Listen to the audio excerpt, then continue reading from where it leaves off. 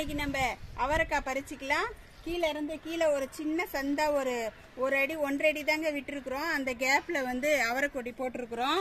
அந்த அவரைக்கொடி வந்து கீழே இருந்து வருது, ஏத்தி இருக்கிறோம். கீழே இருந்து அப்படியே வருது, ஏத்தி இது பாருங்க ஃபுல்லா ஏத்தி விட்டோம். போட்டு ஒரு 2-3 மாசம் ஆகுது. இன்னும் முன்னாடியே போட்டிருந்தா இன்னும் நிறைய காய்ச்சிருக்கோம். கொஞ்சமா லேட் ஆயிடுச்சு, 3 மாசம் தான் ஆகுது. அதனால நாங்க பறிக்காதையே விட்டுட்டு பாருங்க கொட்டை காஞ்சே போச்சு. இப்போ நம்ம அவரைக்காய் பறிச்சுக்கலாம். நம்ம இது வந்து கணு அவரைங்க, கணுக்கு வரும் அவரை. நம்மளுக்கு தெரியாது, ஒளிஞ்சு இருக்கும் அப்படியே.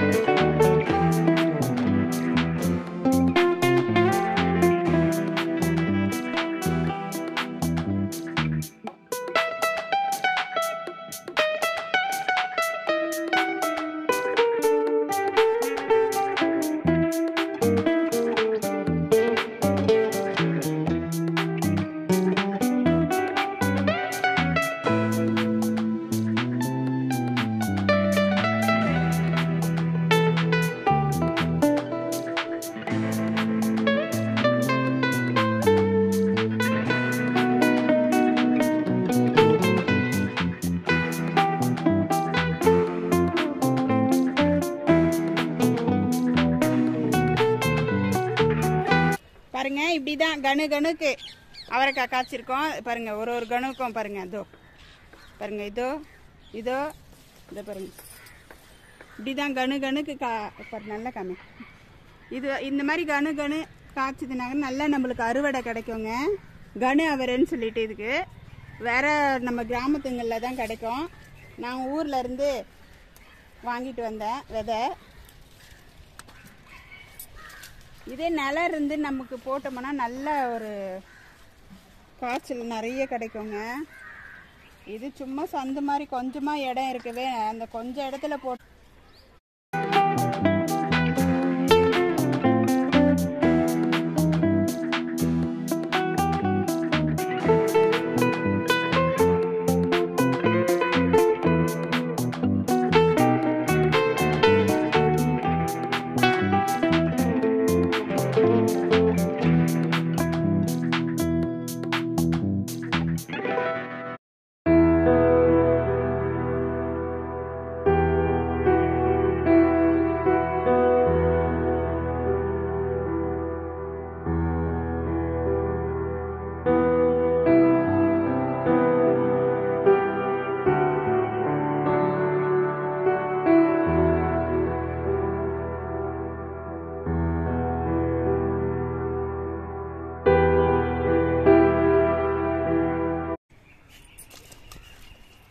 பாருங்க.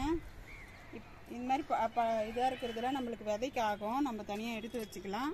பாருங்க, பொரியலுக்கு காய் 1/2 கிலோ காயாட்டம் வந்துருச்சு. நம்ம சின்னதாக ஒரு இடம் கிடைச்சா கூட போதும், நம்ம அதை விடவே வேண்டியதில்லை. இந்த மாதிரி எதுனா நம்ம காய வச்சோம்னா சத்துள்ள காயாக கிடைக்கும் நம்மளுக்கு.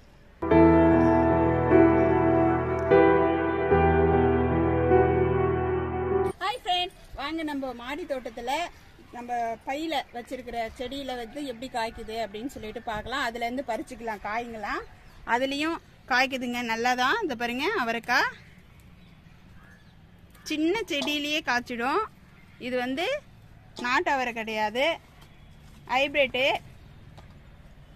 இந்த மாதிரி பைங்களில் வச்சாலே காய்ச்சிருங்க.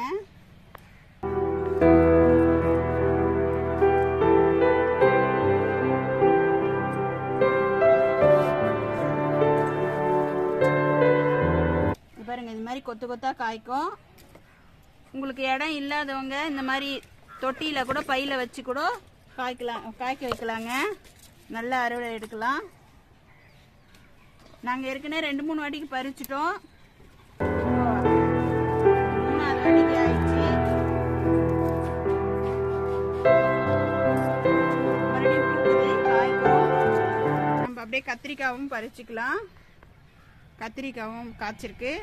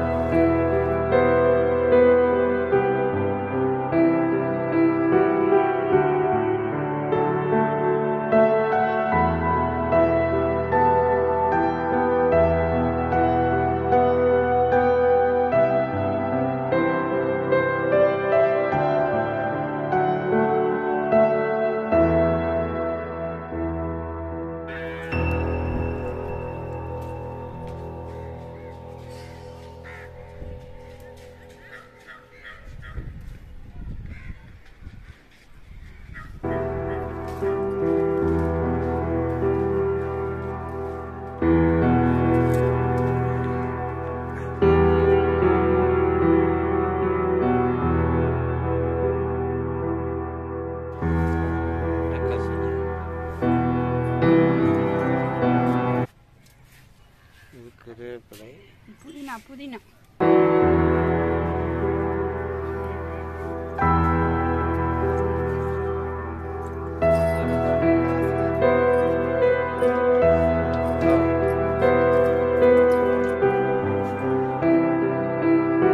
பாருங்க. ஒரு நாள் குழம்பு காய்ச்சி கத்திரிக்காய் சாம்பார் வச்சுட்டு அவரைக்காய் பொரியல் பண்ணிடலாம்.